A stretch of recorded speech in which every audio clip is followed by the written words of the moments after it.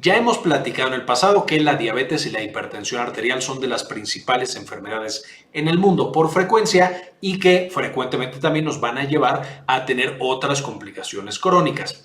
Y específicamente, cuando estamos hablando de insuficiencia renal, las principales causas en el mundo son una hipertensión arterial, una presión arterial elevada y una diabetes, ya sea diabetes tipo 1 o diabetes tipo 2.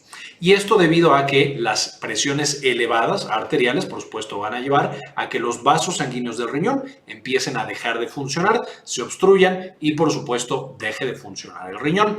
De la misma manera, cuando nosotros tenemos diabetes, aquí me refiero a diabetes mal controlada, el exceso de glucosa directamente va a dañar al glomérulo, que es la unidad funcional del riñón, y entonces vamos a tener una insuficiencia renal. Entonces empezamos con estas, las enfermedades crónicas, que una vez más son la principal causa de enfermedad renal crónica, y si lográramos prevenir estas dos, por supuesto disminuiría de manera muy importante la cantidad de enfermedad renal crónica. Ya también hablamos en el pasado tanto de diabetes como de hipertensión, y les dejo en la parte de arriba los videos para ver qué podemos hacer para frenar el progreso de estas enfermedades. Obstrucción de las vías urinarias. Aquí específicamente sabemos que la función del riñón es producir orina que después tiene que ser eliminada a través, por supuesto, de las vías urinarias. Sin embargo, vamos a tener algunas enfermedades en las que se obstruye justamente la salida de esta orina. Cuando se obstruye por poco tiempo, de manera aguda, esto puede ser completamente transitorio y el riñón se logra recuperar. Sin embargo, en pacientes que tienen un problema crónico, ahí es otra historia. Porque un riñón que está produciendo orina pero que no la puede eliminar, por supuesto se infla, y eso lleva a que se inflame, a que tenga una serie de disfunciones y por supuesto a que deje de funcionar por completo, a veces de manera irreversible, incluso cuando ya aliviamos esa obstrucción. Ahora, ¿por qué se van a tapar justamente las vías urinarias? Hemos hablado en el pasado de qué es lo que lleva a este tipo de obstrucciones. Probablemente de las causas más frecuentes son las piedras en el riñón, seguido, por ejemplo, de la enfermedad prostática, en la cual la próstata crece y obstruye justamente la salida de orina. También ya tenemos en videos pasados un poco de información acerca tanto de piedras en el riñón y su prevención, como de la enfermedad prostática, que les dejo también la parte de arriba para que chequen esos otros videos.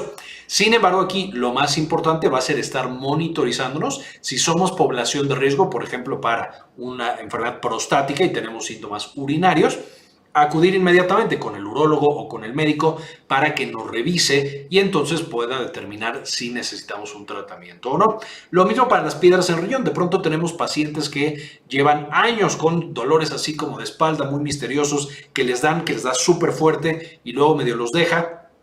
Y después de un tiempo descubren que era un riñón que completamente se había obstruido una de las vías urinarias y el pobre riñón ya no está funcionando. Entonces, estar pendientes de nuestros riñones y, por supuesto, de nuestras vías urinarias va a ser también el segundo punto súper importante para proteger el riñón tal cual y su función. Infecciones recurrentes de riñón, y aquí tenemos específicamente la pielonefritis. Por supuesto, ya sabemos que las infecciones de vías urinarias son de las enfermedades más comunes que tenemos en el mundo. Por supuesto, sabemos que las infecciones de vías urinarias son de las enfermedades más frecuentes que tenemos en el mundo, pasan en la mayoría de las personas y prácticamente en todas las mujeres en este planeta. Las infecciones de vías urinarias no son tan peligrosas. El riesgo viene cuando la infección, por supuesto, empieza a subir y entonces llega a la vejiga y peor tantito llega al riñón. A esto lo conocemos como pielonefritis y es ya la presencia de bacterias en el riñón que llevan a su inflamación. Por supuesto, un riñón inflamado no puede trabajar de manera adecuada y esto nos puede llevar a que no solamente tenga ese daño agudo, es decir, que las bacterias estén afectando la función del riñón, sino que destruyan literalmente partes del riñón y entonces vayamos perdiendo la función renal. Entonces, la pielonefritis, una sola pielonefritis, por supuesto, es bastante grave y una infección bastante peligrosa. Ya hablamos de pielonefritis también en videos pasados y les dejo también el enlace en la parte de arriba. Entonces siempre tenemos que estar muy cuidadosos de que aparezca una pielonefritis y por supuesto también de monitorizar las primeras fases que usualmente son infecciones de vías urinarias. Pero además cuando tenemos varias pielonefritis, que son las que están asociadas con la insuficiencia renal, vamos a tener que usualmente, no siempre, pero usualmente es que ese paciente presenta algún otro factor de riesgo, ya sea que su sistema inmune no está trabajando de manera adecuada o también frecuentemente una alteración anatómica, que además es el siguiente punto que vamos a tratar. Enfermedades renales hereditarias y congénitas. Por supuesto, los riñones, como cualquier otro órgano, tienen que formarse cuando estamos nosotros en la panza de mamá. Los riñones usualmente son más o menos resistentes a malformaciones, a diferencia de otras estructuras que la frecuencia de malformación es un poquito más elevada y que sabemos muy bien cómo prevenirla, por ejemplo, el labio y paladar hendido, que es a través de ciertos suplementos vitamínicos durante el embarazo. En el caso del riñón, al no ser tan frecuente y no tener tan claros algunos de los factores de riesgo, pueden llegar a aparecer también malformaciones del riñón. Podemos tener riñones en herradura, riñones que tienen como bolitas, que son también conocidos como riñones poliquísticos. Podemos tener hipoplasias renales, que son muy pequeñitas. A lo mejor los conductos no están bien formados o no llegan a donde tienen que llegar. Todo esto es muy complicado de diagnosticar, especialmente porque cuando nace un bebé, usualmente no le hacemos un ultrasonido renal para ver ese riñoncito. En algunos casos sí se llega a hacer, literal con el ultrasonido, un mapeo de la morfología de todos los órganos, incluido el riñón, pero en muchos otros embarazos la realidad es que no se hace. De manera que cuando nace un bebé tenemos que estar muy pendientes, por supuesto, de que esté orinando. Y entonces decimos, ok, ya funciona algo ahí adentro, probablemente los dos riñones. Pero un paciente que tiene, por ejemplo, riñón en herradura o riñón poliquístico y demás, puede ser que no encuentren por años que tiene una alteración anatómica en el riñón, un riñón que está formado de manera diferente. Usualmente cuando nos damos cuenta es cuando el paciente ya está teniendo falla en ese riñón o está teniendo también de manera frecuente infecciones recurrentes. Entonces, en un paciente que no debería tener infecciones recurrentes, por ejemplo un niño o por ejemplo a partir de ciertas edades niños y niñas, etcétera, etcétera, es decir, una población que no está tal cual en riesgo, que nosotros no esperaríamos una infección constante, ahí es donde ya empezamos a pensar que a lo mejor hay alguna malformación en los riñones.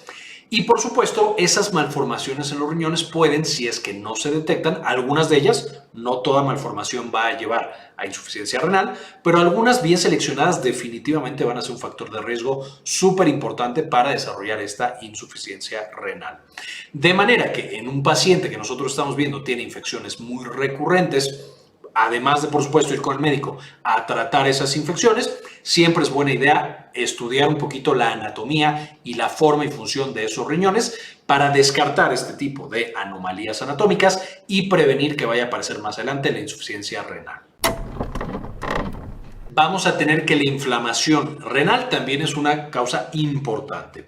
Y aquí en inflamación renal tenemos varios tipos en los que no me voy a meter de manera tan específica, pero algunos son la glomerulonefritis, en los cuales se inflama literal el glomérulo, que una vez más es la unidad funcional, es lo que hace que muchos glomérulos forman un riñón completo, entonces estamos literal inflamando la parte más pequeñita.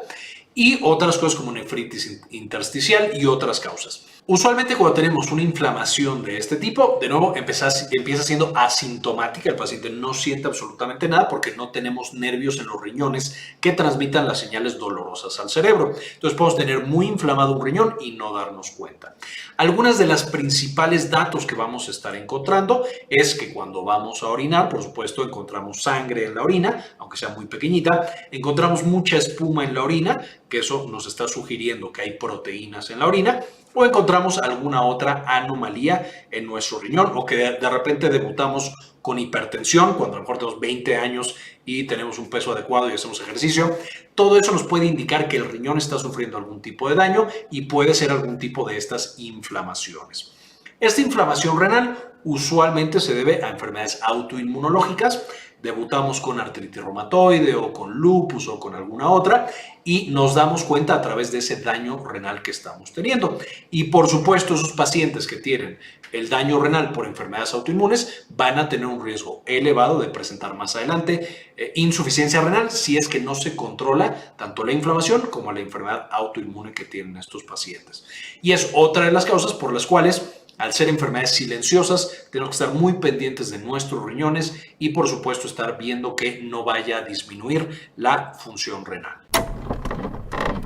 el uso de medicamentos que causan insuficiencia renal. Y estos no me voy a meter mucho en detalle porque tenemos todo un video hablando de cuáles son los medicamentos que frecuentemente se asocian con insuficiencia renal o daño renal. Les dejo el enlace en la parte de arriba para que los puedan consultar. Pero en términos generales hay algunos medicamentos que cuando no los usamos de manera correcta van a llevar a el desarrollo de insuficiencia renal. Y por no usarlos de manera correcta me refiero a usarlos en dosis demasiado elevadas o por mucho tiempo o en pacientes que ya de base tienen riesgo y tienen daño renal. Estos medicamentos, como hemos platicado previamente en ese otro video, no significa que los debamos suspender. Hay algunas situaciones en las cuales pueden proteger al riñón cuando se mandan de manera correcta y de manera adecuada para ese paciente.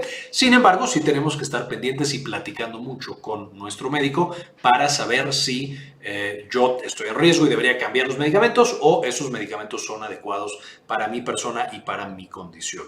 Pero definitivamente el uso de ciertos fármacos es un factor muy importante de riesgo para desarrollar insuficiencia renal. La edad.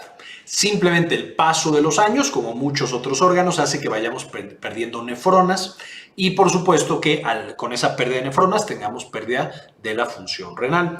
Como hemos platicado en todos los demás puntos, empieza de manera completamente silenciosa sin que nos demos cuenta. Entonces, si yo soy una persona que tengo factores de riesgo, por ejemplo, que tengo diabetes, que tengo hipertensión, que a lo mejor tengo lupus o que tengo muchos hermanos, primos, tíos, mamá y papá que tuvieron insuficiencia renal, lo ideal sería que me diera una checada de vez en cuando para ver que esa función renal esté adecuada y no la esté perdiendo. Si nosotros empezamos a perder función renal por la edad combinada con estos otros factores que hemos mencionado en este video, todavía hay estrategias que pueden proteger ese riñón y hacer que dure más tiempo y a lo mejor que nunca caiga ya literal en insuficiencia renal, pero la clave es detectarlo de manera temprana para poder hacer todas estas intervenciones y proteger al riñón lo más posible. Definitivamente la prevención es el punto más importante que podamos tener cuando estamos hablando del riñón y específicamente de la insuficiencia renal. Entonces tenemos que conocer los factores de riesgo, protegernos de esos factores de riesgo y estar muy pendientes de que nuestros riñones sigan funcionando de la manera adecuada.